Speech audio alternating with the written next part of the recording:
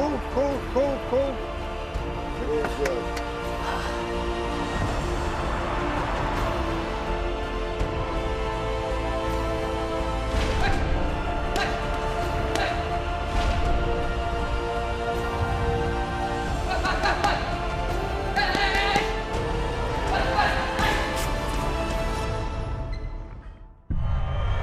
Senses that he could end it. It might end here and now.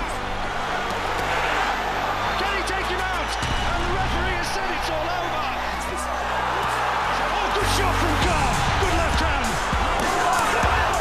You okay, man? Good hand speed from Khan. Amir Khan!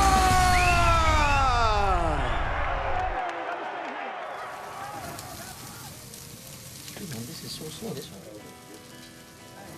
Oh, you're training with Andre? With Andre, yeah, we train together now here. So I've been here for the past year, and yeah, it's going well. The reason we picked San Francisco is because Virgil Hunter, my trainer, he lives in San Fran. We live in an area called Union City, which is very quiet. There's nothing to do here. I think it's good to be isolated in training camp, you know. It's so crazy in England, you know, so busy in England. You can't walk the streets, that's how crazy it is. But whereas in San Fran, I can be myself. I can go out when I want. If I need to go for a walk, if I need to go shopping or wherever, I can go and be left alone. I can be chilled. You do get the odd few fans who know you and people recognise you and stuff. But you know, it's nice. Thousands and thousands of miles away from home, you know, people still recognise you. Oh, look how nice that looks. Mad from Khan's army. Yeah, we just support our kids. He's the main guy. Yeah. No, we're just supporting our brothers. How many fights have you been to, much? All of them since he was 13. Heavy fight. Yeah. Hey, that's good. heavy fight you've been to. He's coming. Oh, I know, bro. I did, man. You well? Everybody got to know him in LA, you know, that was one of the things, and maybe that was the reasons when maybe he took his, you know, pedal off the gas, I don't know, but everybody was getting to know him there. The stars, big stars were coming to the gym, watching him train, watching him spar, and things like that. So I think sometimes a change does make a lot of difference. Like it did for Amir when he was in England and he moved to LA. He made a hell of a difference to him, and now he's moved from LA to here, San Francisco. You know, I think that's made a hell of a difference to him. Again, the last fight proved it, the way he was. You know, the way he went in, he used his brain more than his heart, you know. So I think it's a good move, definitely. We are both Wanderers fans here, yeah? United. Traitor, Man United fan. What? Why is that? I hate Liverpool. At Liverpool. There's a lot of distractions in LA, definitely. You know, LA is one of the places, you know, there's so much going on. It's so fast. So yeah, I needed to, you know, move away from there. I made a lot of friends as well. I mean, it's you bumping into celebrities and other famous people, and you know, I just wanted to move away from there and just go back to basics again. You know, go back to the hard work and you know, hard training and everything. I look like a chef now when I do that. Be careful, don't burn my face. I'm away from everyone, you know, away from my friends. I'm focused, and I need to do what I need to do is, you know, train hard and win the fight. So this is the best place to be. The main reason we're here is to work and to train and to have 100% of Virgil's time. You know, Virgil Hunter lives here. He has all the set up here. His gym's over here in San Francisco.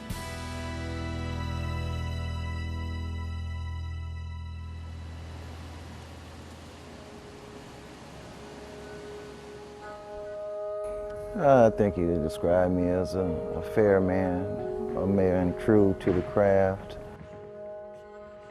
a man who wants to see him succeed. Straight shooter. I think he would accurately describe me that way. He's a good teacher. He teaches his fighters the right things, not only in the ring, but even outside the ring, you know, tells you what's right and what's wrong, what you should do, what you shouldn't do, and he speaks to you on a level.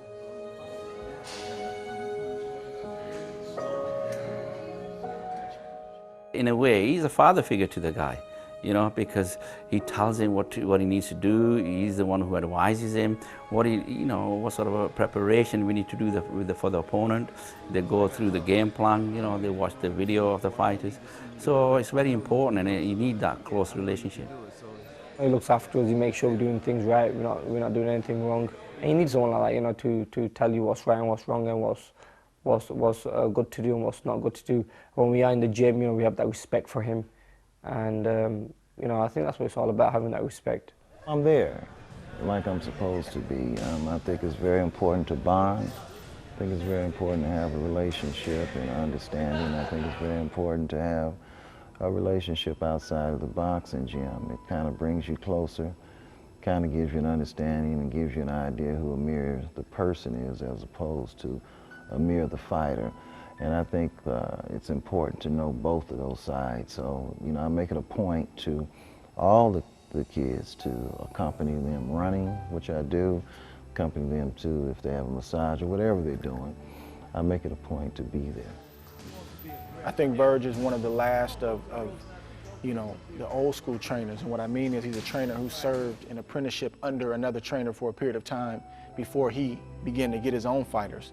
And he didn't come in the game and get a fighter that was already made. He, you know, toiled in obscurity for many, many years, starting fighters from scratch when nobody's paying attention, like myself, amateur fighters who don't know anything, and then he you know, makes them into something. So I think that's the mark of a really great trainer, is not how many champions you have, but who did you start from scratch, even if it's one guy, and how far did he go? And he's done that. So for him now to start getting the notoriety and the publicity, it's a wonderful thing, because we knew it the whole time. It's just great to see that the fans and the media are starting to take notice.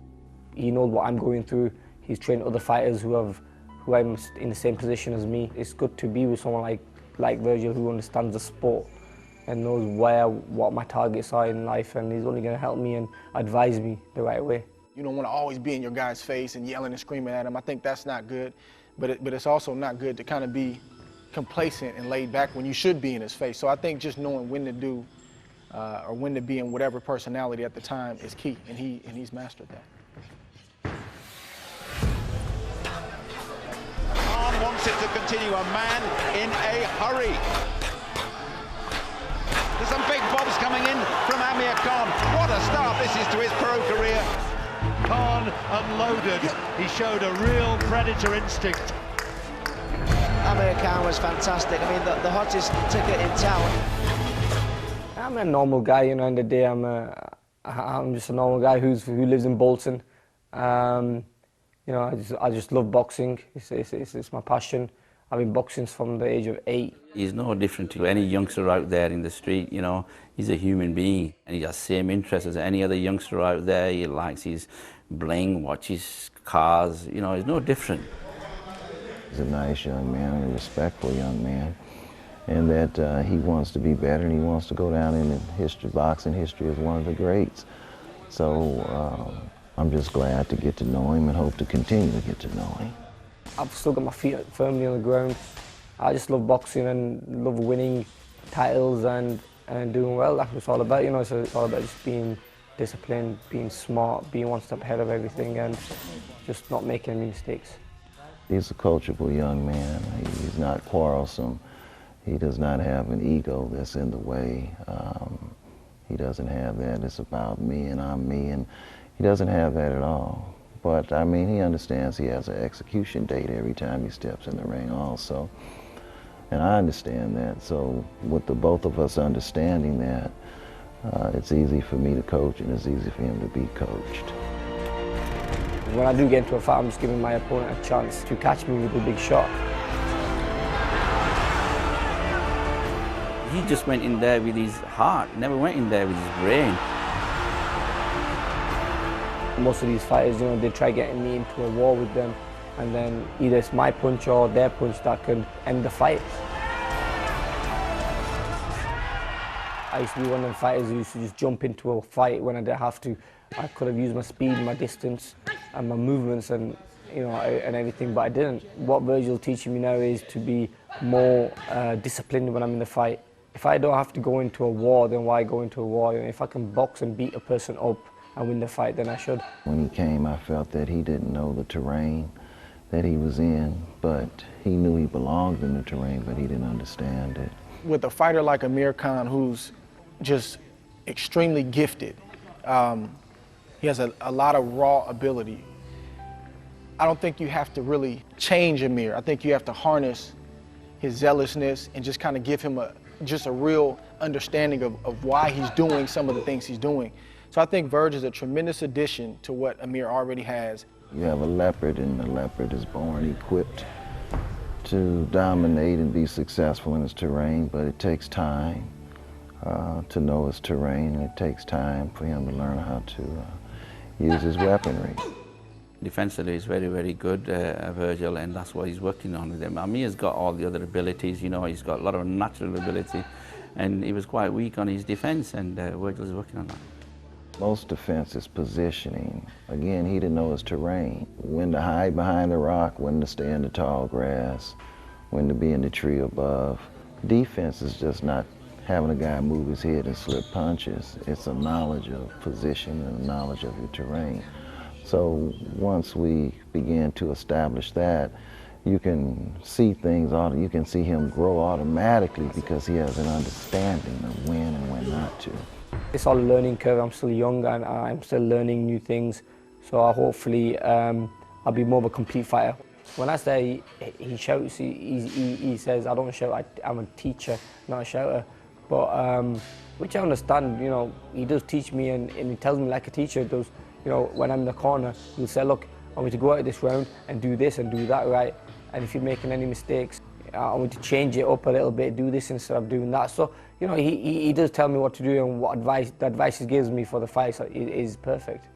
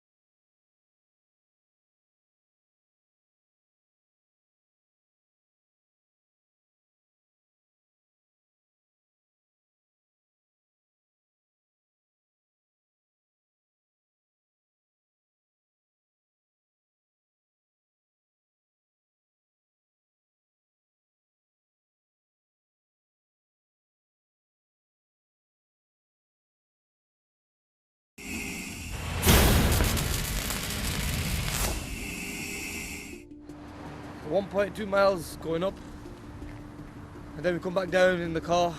That gives us about, I mean, because the last bit gets really steep. The last 0.2 miles get really steep, so then the car brings us back down and we start here again, then brings us back down again. So we get like about a minute off when the car's bringing us down, a minute and a half. Probably do this once a week, yeah. But then we do track twice a week, and we might do like Lake Merritt, which is a long distance run for about 5-6 miles once a week as well. So like about 4 runs a week. I remember doing the first one, doing one run, one lap. It was very hard, but now thinking I'm going to do 3 laps, you think it shows how fitter I'm getting, how stronger I'm getting as well. But it's never easy. You never like it. It's always, it's working. It has to be done. If you want to be the best, then you have to push yourself and push your body to the uncomfortable zone. Come on, not much.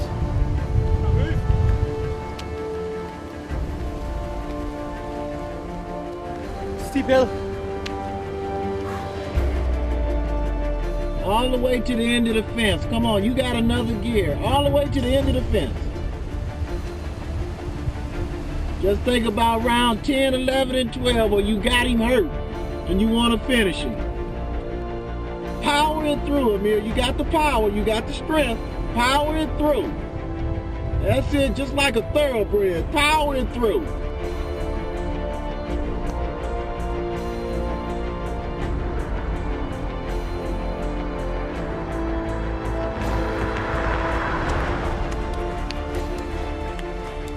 The slowest time I've ever done this hill run is uphill 11.5 minutes. Today we're at 9 minutes. Fastest last one as well. Tough. You feel it as soon as you creep up that hill. You feel it then. All the legs start building lactic acid.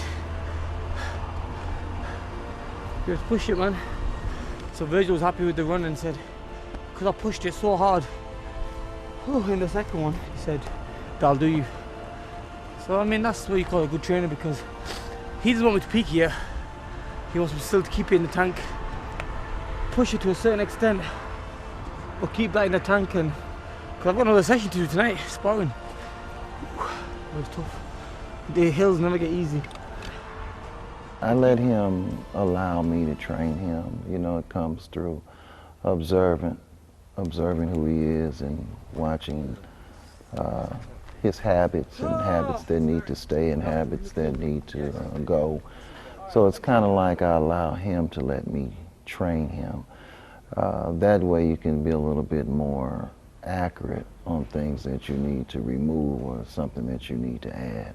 The last probably 5 minutes of the run is just power, it's all mental. Pushing it. When he came, I had nothing in particular in my head. I didn't visualize how I wanted him to be. I let him show me over a period of time what he can become. Do it probably once a week now. I think this is our last one now till we go home. So thank God for that. I won't be seeing this hill again for a couple of months. Not gonna miss it. Alright guys.